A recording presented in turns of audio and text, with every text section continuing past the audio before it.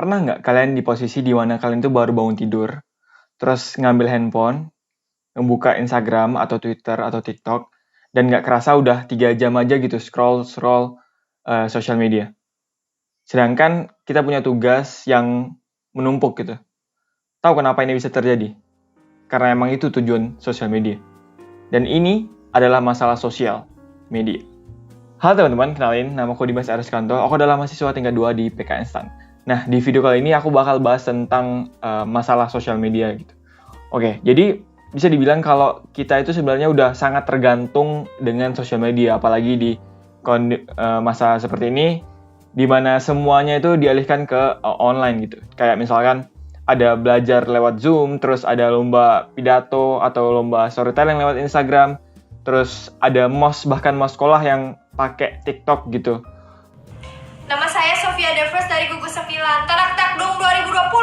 Tarak tak dung, tarak tak dung, tarak tak dung. Taruntun nama teteh. Aku nggak bilang ini nggak ada positifnya, cuman aku lebih fokus ke negatifnya dan gimana solusinya. Masalah pertama adalah time wasting. Nah, jadi di pandemi ini kita kan di rumah aja ya. Kalau di rumah aja berarti kita yang akan mengatur time management kita. Semuanya kita yang ngatur, sehingga menurut aku time management itu bakal sangat berpengaruh gitu. Nah, di sini masalahnya adalah beberapa sosial media itu sangat mengambil waktu kita, sangat time wasting gitu. Nah, aku mengambil aplikasi TikTok untuk fokus masalah ini karena di TikTok itu punya inovasi yang dimana mereka tidak lagi memberikan kita pilihan untuk memilih konten-konten yang sesuai dengan kita, tapi mereka yang menyuguhkan konten-konten kepada kita.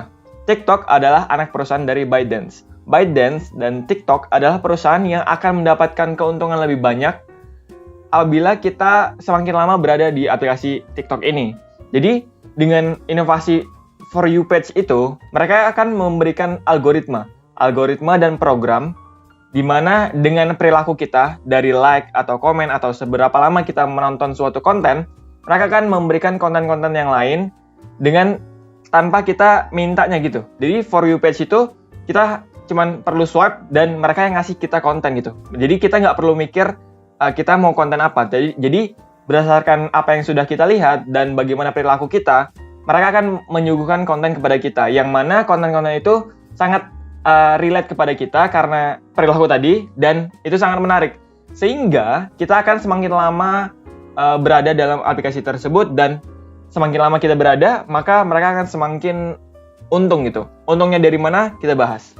Ada semacam metode atau cara yang dilakukan oleh perusahaan sosial media, dalam hal ini TikTok, untuk membuat kita terperangkap dan lama-lama gitu di aplikasinya.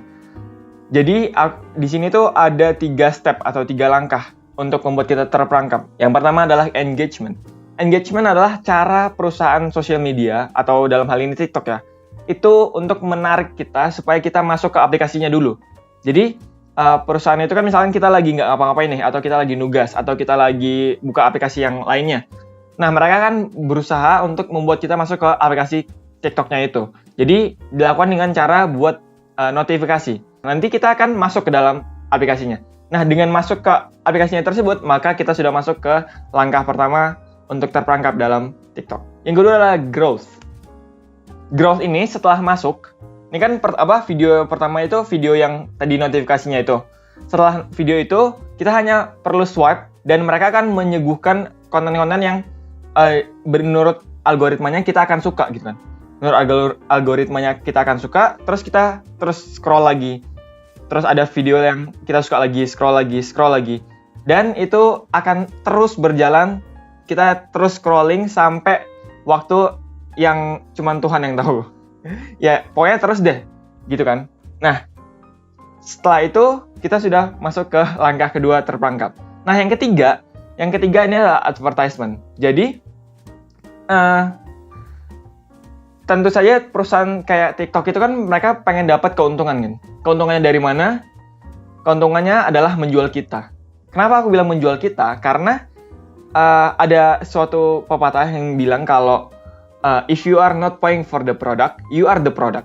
Gitu. Jadi perusahaan sosial media itu akan menjual kita kepada perusahaan pengiklan gitu. Jadi misalkan kita dari sebelum-sebelumnya tuh pernah ngeliat video tentang sepatu begitu. Jadi nanti kalau ada yang pengiklan pengen jualan atau ngiklan sepatu, nah si perusahaan TikTok ini akan kita bakal dijual ke perusahaan sepatu gitu. Jadi kita akan melihat iklan sepatu gitu. Ya gitulah cara kerjanya. By the end sesi kita scroll TikTok atau Instagram atau Twitter, itu bisa 1 jam, bisa 2 jam, atau bisa 3 jam. Kita pasti ngerasa kayak, anjir, aku ngapain ya? 3 jam nggak ngapa-ngapain gitu, cuma scroll doang. Sedangkan kita punya tugas yang harus dilakukan. Nah, guilty feeling ini yang bikin semuanya mess up. Maksudnya semuanya berantakan gitu. Karena kalau misalkan kalian main social media, karena emang pengen istirahat gitu. Misalkan kalian habis ngapain sih produktif satu harian gitu. Atau misalkan kalian habis travel yang kerja gitu, yang ya pokoknya yang berat deh. Terus kalian pengen istirahat dengan main social media, itu nggak apa-apa. Just go on gitu.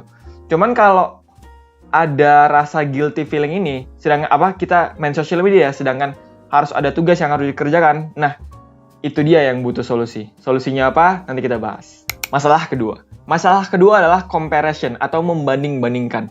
Nah, jadi masalah yang kedua ini aku mengambil aplikasi Instagram untuk sebagai patokan, karena di Instagram itu ada fenomena di mana orang-orang itu cenderung memberikan atau menampilkan best look of themselves gitu. Jadi kayak yang the best aja lah yang di-upload gitu ke Instagram. Nah, ini secara langsung atau tidak langsung membuat kita akan membanding-bandingkan diri kita dengan diri orang lain. Bahkan membandingkan kekurangan kita ke kelebihan orang lain gitu. Ini tuh saranku cuma satu, jangan bandingin kekurangan kita dengan kelebihan orang lain, karena nggak adil gitu solusinya. Nah, jadi sekarang kita akan membahas solusi dari masalah-masalah yang sudah aku paparkan nggak tuh? Sudah aku jelaskan tadi ya sebelumnya. Jadi solusi pertama adalah lebih cocoknya ke masalah wasting time. Jadi solusi yang aku ambil adalah dengan membatasi penggunaan aplikasi sosial media dengan app timer. Jadi maksudnya adalah penggunaan suatu aplikasinya itu dibatasi, bisa aja 10 menit, 20 menit, atau 30 menit per hari untuk setiap aplikasi. Jadi untuk aku sendiri, itu untuk aplikasi trio maut, kayak Instagram, Twitter, sama TikTok itu, aku batasi 30 menit per hari, setiap hari, per aplikasinya. Jadi setelah aku batasi, itu kan berarti kan 30 menit, berarti kan 1,5 jam ya per hari. 1,5 jam aja, itu aja udah 1,5 jam waktu kita terbuang gitu loh, satu hari. Dan itu pun aku masih ngerasa kurang gitu loh, kayak masih pengen main Instagram lagi atau pengen TikTokan lagi gitu. Nah, ini tuh sebenarnya dikembalikan lagi kepada kalian. Kalau misalkan kalian ada kerjaan gitu, atau kalian emang cari duit di Instagram, berarti ya udah nggak apa-apa, dinaikin aja waktu misalkan 2 jam per hari atau 3 jam per hari. Terus kalau misalkan kalian ada tugas yang harus dikerjakan di Instagram, ya udah dinaikin aja gitu. Atau kalian emang lagi perlu waktu untuk berleha-leha dan nggak ada tugas atau nggak ada deadline gitu yang perlu dikerjakan, ya udah nggak apa-apa, ditambahin aja. Itu kembali lagi ke kalian masing-masing. Cuman intinya adalah jangan sampai aplikasi itu yang mengontrol kita, tapi kita yang ngontrol aplikasi itu. Untuk yang ini, aku ada semacam study yang dilakukan di Stanford. Jadi gini, ini tuh tentang instant dan delay gratification. Di tahun 1972, ada peneliti yang membuat studi namanya Stanford Marshmallow Experiment. Jadi, singkatnya adalah studi ini adalah gini. Ada anak-anak, rame ya, maksudnya anaknya satu-satu dalam suatu ruangan, ada seorang peneliti yang masuk memberikan satu marshmallow. Jadi, peneliti ini bilang, kalau misalkan dia keluar, anak-anaknya itu tetap di dalam, dan anak-anak itu bisa nahan nggak makan marshmallow satu biji. Marshmallow ini ya anggap aja sesuatu yang disukain sama anak-anak gitu ya. Mereka bisa nahan makan marshmallow-nya sampai penelitinya datang lagi, mereka akan dikasih satu lagi gitu. Jadi kalau misalnya kita bisa nahan satu marshmallow yang ada di depan muka ini, depan kita akan dapat 2 marshmallow gitu. Jadi setelah beberapa percobaan gitu di beberapa anak yang berbeda. Jadi ada anak-anak yang bisa menahan sampai dapat 2, ada yang mereka langsung makan cuma dapat 1. Kesimpulannya adalah setelah mereka riset secara jangka panjang, anak-anak yang bisa menahan kesenangan sementara, menahan makan 1 marshmallow dengan harapan dapat 2 nantinya, itu cenderung menjadi anak-anak yang lebih bahagia, terus dapat nilai yang lebih bagus, dan secara overall lebih sukses gitu daripada anak-anak yang nggak bisa menahan kebahagiaan sementaranya gitu. Bisa makan 1 marshmallow aja dan nggak mau menunggu sampai 2 marshmallow. Ini tuh bisa kita implementasikan ke sini gitu. Jadi gini, kalau misalnya kita main TikTok, itu anggap aja kita main yang kayak 1 marshmallow itu, karena ya kita udah dapat 1, ya udah gitu kan. Nah, kalau misalnya kita bisa mendelay atau menahan untuk nggak main TikTok dulu misalnya, atau nggak main Instagram dulu dan ngerjain tugas, kita akan dalam jangka panjang, in long term, bakal mendapatkan kesenangan yang lebih banyak gitu loh. Karena ya kita udah selesai semua, terus mungkin kita lebih fokus ngerjainnya, jadi nggak harus mepet-mepet deadline, jadi nilainya lebih bagus, dan kita juga lebih senang kan, karena nggak stres harus deadline terus. Jadi mungkin itu sangat relevan untuk keadaan ini, karena ya kita kadang-kadang harus delay gratification atau menunda kesenangan kita untuk mendapatkan kesenangan yang lebih besar gitu di long term gitu. Solusi kedua. Nah, solusi kedua ini adalah detox social media. Terkadang kita harus mengambil 2 langkah kecil ke belakang untuk mengambil 1 langkah besar ke depan. Jadi kita tuh karena udah kebanyakan gitu terpapar sosial media, kita tuh kadang-kadang harus perlu detox. Maksudnya ya kita secara berkala atau enggak, misalkan coba aja dulu deh 1 hari atau 3 hari atau seminggu atau sebulan bahkan untuk ngedelete sosial media kita. Nah, kita bakal pasti ngerasa banyak hal yang berubah deh gitu, karena emang sosial media itu udah bisa dibilang melekat gitu dari diri kita. Ada orang, termasuk aku juga, udah pernah nyoba detox sosial media, dan beberapa hal yang aku dapat adalah, yang pertama itu kita tuh lebih sedikit membanding-bandingkan diri kita. Kayak masalah dari tadi yang membanding-bandingkan dengan Instagram, menunjukkan semua kelebihan. Nah, karena kita nggak main Instagram, ya udah berarti kita nggak membanding-bandingkan diri kita dengan diri orang lain gitu kan. Terus manfaat yang kedua adalah more time. Jadi kayak tadi aku yang udah membatasi diri sendiri aja masih kehilangan 1,5 jam per hari gitu kan. Gimana kalau kita benar-benar hilang gitu? Berarti kan 1,5 jam per hari itu bisa kita pakai untuk sesuatu yang produktif lainnya, atau kalian mau belajar sesuatu kayak misalnya belajar musik, atau mau olahraga, atau belajar coding dan sebagainya gitulah. Jadi yang pertama adalah less comparison atau lebih sedikit membanding-bandingkan. Yang kedua adalah more time, dan yang ketiga adalah lebih fokus. Jadi kayak misalnya yang aku bilang tadi, kalau misalnya kita udah delete sosial medianya, otomatis nggak ada notifikasi. Nggak ada notifikasi berarti kita lebih fokus dalam mengerjakan apa yang kita mau kerjakan gitu kan. Karena nggak ada engagement tadi.